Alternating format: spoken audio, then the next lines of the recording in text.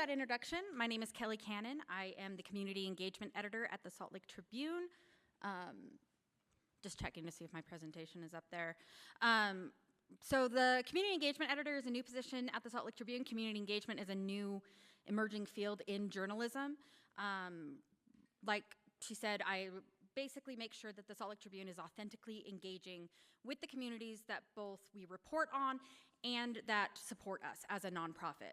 And so I've been at the Tribune for 7 years now. 7 years yesterday, actually, so let's see. All right, a little bit about me. From that introduction, you got a lot from me. I got my undergraduate at Utah Valley University in English literature. And right now I'm pursuing my Master's of Theology and Leadership at Gonzaga University. There's a picture of my dog. I've had her for 11 years, and her name's Honey. And if you want more pictures, I have about 7,000. And then that's a picture of me and my fiance on the day he proposed at the Chicago Public Library. We are getting married in October. So if anyone is out there thinking, I want to plan a wedding in less than 5 months while working full-time and going to graduate school, I would advise against it. It is the most stressful thing I've ever done in my entire life. But when I've been at the Tribune, I started out as a web manager, and then I became a news planner, and now I'm the community engagement editor. And the one theme that's kind of going through all of these positions is a focus on audiences and a focus on how do we make sure that we are reaching and providing the specific needs to all the people who want to engage with us. And so what are we talking about when we talk about audiences? And notice that I said audiences. I didn't say audience. If there's one thing I want you to take away from this presentation is that you cannot think of it as a monolith, as we need to engage with our audience. You do not have an audience. You have a multitude of very specific groups of people who basically are audiences. Each of them want different things. Each of them are approaching you in different ways. They are needing different things. They are approaching you at different times and on different platforms. And they all are, and you need to target each of those differently. And I know it sounds so overwhelming, but it actually, if you are able to specifically tailor your approach for each of these audiences, you're going to have more success than with just a blanket approach to everything. So when we are talking about audiences, this is what I'm talking about. Audiences are people who engage with your organization for specific reasons, at specific times, in specific ways, and they want specific things. And they're all very different, and there is some like correlation, there is some, like blending of what they want, but you have to think about them as individual people, as tiny groups of people. It's not the audience, it's audiences. And so this presentation, we're gonna be talking about kind of how do you start thinking about going from audience to audiences? How do we start thinking about people and groups of people in very, very specific ways? Right here, these are questions that you can start asking yourself when you're starting to, I'm in graduate school, so right now we're in the theory and then we're gonna go to praxis. So, and you can also tell that I was an English major because I used the word whom correctly in this presentation. Very proud of myself. Okay, so we're gonna start with, I think the big one, how are they engaging with your organization? And so these are just some questions that you can start asking yourself, that your organization can start asking yourself. Are they visiting your website? And if you have tracking on your website, you're able to tell like who's coming to your website, your numbers. But how are they getting there? Does anyone know how people are getting to your website? Are they searching on Google? Are they typing something in and yours is the first one to pop up? Are they typing something very specific and then they are going to your website? One thing that is kind of eye-opening for a lot of people that they don't realize is at the Salt Lake Tribune, at sltrib.com, the vast majority of people who are coming to sltrib.com are not typing sltrib.com into their URL bar and then going to there. They're coming to us primarily through Google search, through search engines. They have a specific thing that they want to know more about. They Google it, our story pops up, they click our story. So our pages, our individual story pages are more important to us than our homepage because people aren't going to our homepage. They are going to these article pages. And I want you to think about that with your own websites. What are your article pages? Because that's where people are going to be first introduced to your organization. which parts are getting the most traffic, which parts are not getting a ton of traffic. And that's fine if some parts aren't getting enough traffic, but if your important information is on the pages that aren't getting a ton of traffic, that's not what people are seeing. Right now we have a amazing web developer on our team who is, she got a fellowship, I can't remember the organization, but she is basically redoing our entire website where every article page will also function as its own mini homepage. So people are able to see all the other things that our website offers from individual article pages. Because again, they're not going to our homepage, they're going to article pages. So start thinking about that. Are they engaging with your social media? Like, what type of social media are we talking about? Like, there's the big heavy hitters. There's Instagram, TikTok, Twitter/X, Facebook, LinkedIn, Reddit.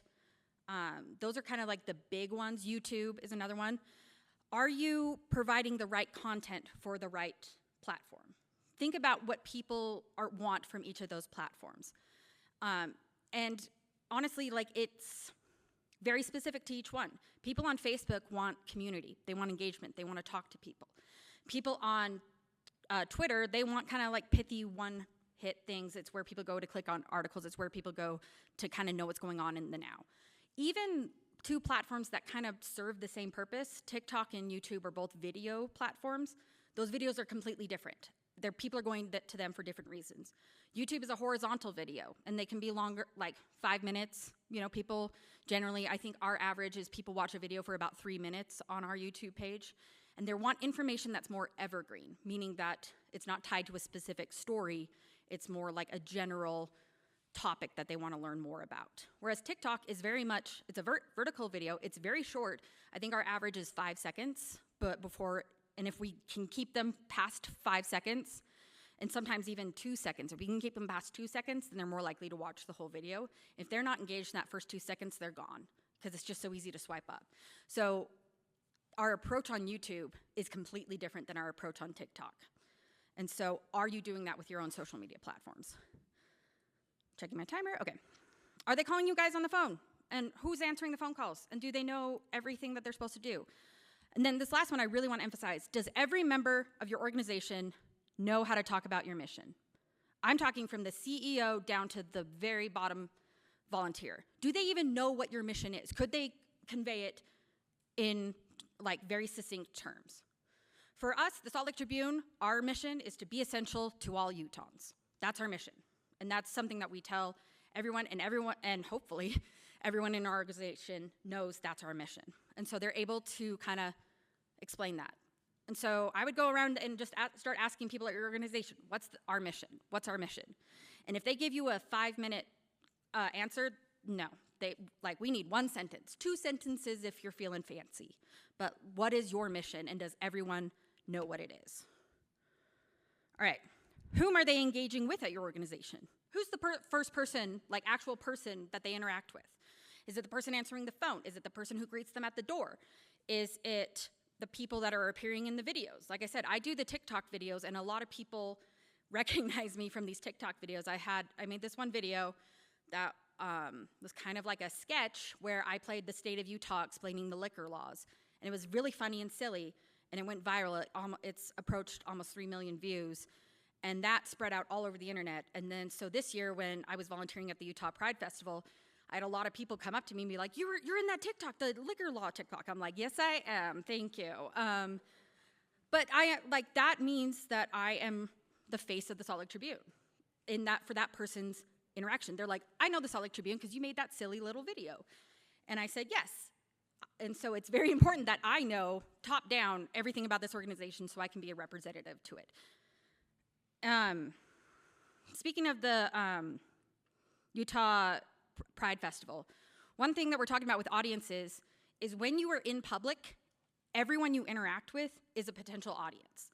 Everyone you interact with is a potential partner with you, can give you money, is against you in some way.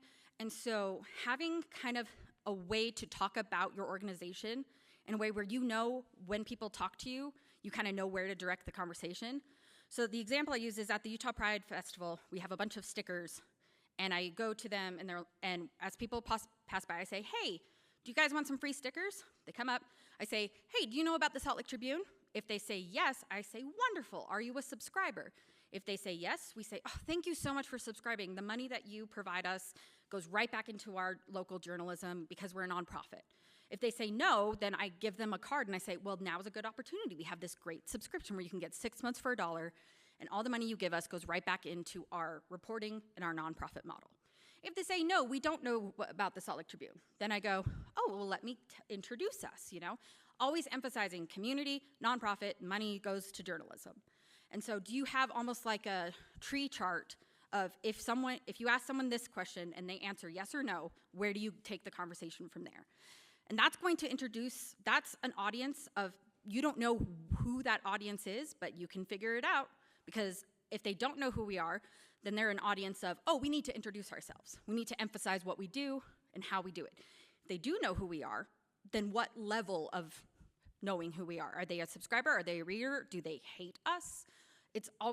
That's a way for you to start understanding your audiences. And having standard answers, I know it sounds kind of lame, but then you're not flabbergasted, you're not like flustered, you kind of know what you can say. Then when are they engaging with your organization? This is one that is kind of hard to wrap up your brain around, but there is an ebb and flow to when people engage with you and for what reason. Is there a time of year? Is there a time when they're not? Like, everyone knows about end of year asks. Like, that's a huge time when people are engaging with us, so we make sure our messaging is tight and efficient and we know what we're doing. But here's a good example. Anyone sports fans out here? There we go. I myself am a diehard BYU football fan, and I recently became a Chicago Cubs fan, so my life is suffering a lot. So when your team is winning, you want to read everything about your team winning. You want to read the post-game highlights. You want to hear the interview from the coach. You want to know, how did that quarterback do in that moment? You want to read who's our next opponent? Who are we going to murder next game? Like, it's going to be great, awesome, love it. When your team is losing, you don't want to read anything. You don't even want to think about it, because you don't want to hear about the coach explaining why you lost. You know why we lost. Our offense can't convert and our kicker can't kick, I don't want to even think about the next game, because we're going to get destroyed in that game. So we notice at the Tribune, when our coverage of certain sports teams, when we're winning, the coverage is high, the engagement is high, the numbers are amazing.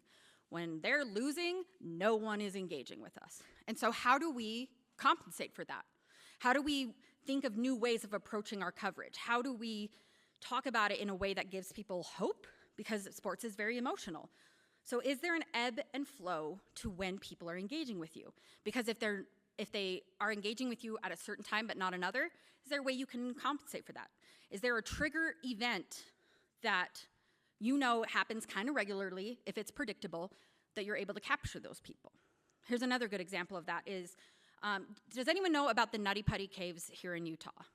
Yes. Okay. The Nutty Putty Caves was this cave system that you basically had to crawl through. It was like very tight, and it was very, very popular. However, back in, I want to say the 90s, maybe early 2000s, these college students went through. One of the college students got stuck, and search and rescue tried for days to get him out. And he was alive, couldn't get him out, and he eventually died, stuck in that cave. And they had to cement up the cave. He is still in there. It's the saddest story in the world. We have our coverage of that will spike. It'll start trending on our website about once a month. And the reason is, every time someone posts a scary cave video on Reddit, without fail, someone in the comments will post our story about the Nutty Putty Caves. Or they'll say, this reminds me of the Nutty Putty Caves in Utah. And people will Google Nutty Putty Caves, and our stories will come up. So we know this happens fairly regularly. If it goes more than 2 months without it popping up, we're like, oh, I guess people aren't exploring caves right now. That's probably a good thing. But since we know what's going to happen, we know, okay, we need to make sure that website, that page, has everything that they need for their first introduction to the Salt Lake Tribune. Because most of these people are not locals. They are across the country. So how do we make sure that first impression is a good one? How do we make sure that we are enticing them to click on other things? How do we let them know that we're a nonprofit, and if you want, you can throw us a buck or two, So if it's predictable, then you can kind of, like I said, predict it. All right, we're cruising here. Where are they engaging with your organization? This is kind of going back to what I was with how. Are they physically meeting you? Are they going to your website? Are they going to social media? Are they talking to you in person? Newsletters is this, I love newsletters. I get very excited about newsletters because more and more algorithms are determining how people are seeing and engaging with your stuff. Social media we're at the mercy of algorithms. And so more and more people are not seeing our stuff based solely on, TikTok's a great example. If we go more than like a week without posting, and then we post a video, fewer people are gonna see that video until we start posting regularly again, because that's how the algorithm works. Whereas newsletters go right into a person's inbox, and you know exactly either they're gonna open it or they're not, but at least they see that it's there. So do you have a newsletter? Are people signed up for it? What kind of newsletter is it? What are you providing? Like, that's another way of thinking of audiences. People who read newsletters are usually looking for a specific thing. And so if you're able to identify that, then you're able to say that's one of our audiences, our newsletter audience. So, and then why is the big one? Why are people coming to you? Do they want to use your services? Do they for themselves, or do they know someone and they just want information? Do they want to partner with you? Do they want to give you money? Hopefully they want to give you money. But do they want to help in your mission? Are they curious? They've never heard of you before? Are they supportive? Are they not supportive? That's one thing that we encounter a lot at the Salt Lake Tribune is people who do not like us. And as someone who used to moderate comments on the website, there's a lot of people out there who do not like what we do and what we stand for, and they want to stop us. They're an audience. They're one of your audiences. And it's hard, and they're the trickiest audience, and you need to be aware that they exist. That way, when someone comes up to you and tells you, we're so against what you do, we hate what you do, you're able to talk to them in a way that is civil, that is uplifting, that you go high when they go low. Do the people at your organization know how to confront those conversations? For one thing is, at the Salt Lake Tribune, we have a subscription model. So we have a paywall, so you only can see so many articles a day. And one of the biggest questions we get from people who don't like us is, oh, if you're a nonprofit, then why aren't you free? And the answer to that is, we want to be free. We inherited the subscription model from when we were a for-profit organization, and we are constantly trying to find ways to get rid of that. But right now, it's a big part of our business model. Our goal, when we say we are essential to the Salt Lake, we want to be essential to all Utahns, we can't be essential if there is any type of monetary impediment. And so do you know how to talk about these things? Do you know how to talk to the people who don't like you? Okay, we're gonna fly through these because I think I have 2 minutes. Let's go. So how do you put this into practice? Sit down with people at your organization. Make sure that it's people from all levels of your organization. I know, like, there's a lot of meetings with leadership, but you gotta know what the volunteers are doing. You need to know what the analytics people are doing. You need to know what the audience people are doing. Because they're experiencing and they're encountering audience people differently than you are. So sit down and identify who's the audience that we want to engage with the most. So for example, people who use your organization for education. Like, you're talking about a thing, they want to know more, so how do they do that? Then sit down and kind of go through these things. Who, when, why, how. So if they are finding our website through Google search, like they are like, I want to know more about X. So they are typing X into Google and your website pops up. What is the thing that pops up? Pull out your computer, get on incognito mode, that way it's not like harbored by because if you go to a website often, Google will pull that website up more often. So go into incognito mode, that way it doesn't have that search traffic. And then click on what is it they see? Do they know your organization? Do they see their brand? Do they see your contact information? Do they see more information somewhere? If they're engaging with your social media, does your social media match your mission? Do you even have social media that is specific about your mission? The great thing about TikTok and Instagram is you can pin posts to the top of your page.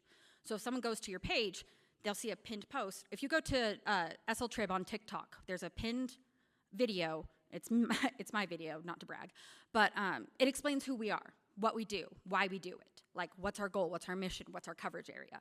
Like, just introduce yourself, be blatant about it that way. And then, are we providing more posts? If we know a trigger event is going to happen, do we have posts that address that, ready to go when it happens? For us, like Nutty Putty, we know that's happening, so we make sure that page is great. Same with whenever news happens regarding, let's say, the legislature and right recently, the Utah Supreme Court just said the legislature can't change, basically is like, if there's a voter initiative, you can't go back and change it. We have so much coverage about that. So we knew that decision was coming, so we had all those articles ready to go so we could send them out. Here are the voter initiatives that the legislature has changed after they were passed. And so if you can see triggers coming and you have content ready to go, then people searching for it are gonna see it. And then finally, last one, pick out a few of these details and you're like, we are going to improve them, and more importantly, we're going to start tracking them. You cannot know if you're improving if you do not have the analytics to prove that you are improving, to show that you are improving. I am all about analytics. Everything that I do is about analytics. If you know that you're succeeding, if you don't know you're succeeding, why? Why not? And then what can we change next time? That way we can see, okay, during the month of June, we did this. Here's what the numbers say. So we're gonna either keep doing it, we're gonna change how we do it, or we're gonna stop doing it. So here's my email, kcannon@sltrib.com. If ever you want to partner with the Salt Lake Tribune, we're always looking for nonprofit partners. I myself am actually, after this, I gotta drive up to Cache County because we have partnered with Utah Public Radio, and we have a reporter who's now covering Cache County for us. And so we're having an event where it's like, come meet us, come find out what we're about. And so we're always looking for partners, and we're always looking for other nonprofits because we're a nonprofit. So thank you guys so much. I appreciate you.